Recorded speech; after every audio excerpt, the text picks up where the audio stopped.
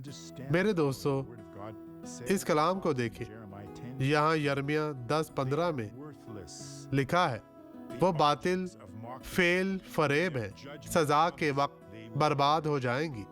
ये तब है जब दुश्मन तबाह करने आता है। ये बुत परस्ती और जादू टूने की चीजें जो उन्होंने इजाद की हैं, इससे आपका कोई नुकसान नहीं होगा।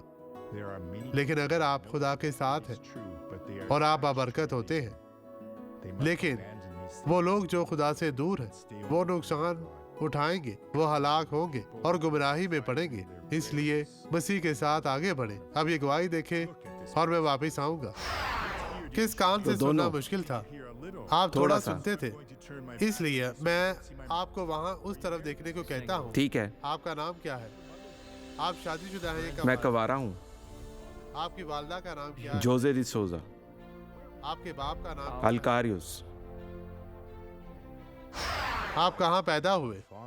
बाप, मैं इन तमाम लोगों के लिए दुआ करने आया हूँ। इन लोगों को बरकत दे, इन्हें छू पाक साफ और मसा कर। वो लोग जो आजमाइशों में घिरे हुए हैं, अपने नाम की इज्जत और जलाल की खातर उन आजमाइशों को खत्म कर यीशु मसीह नासरी के नाम में खुदावंद आपको बरकत दे।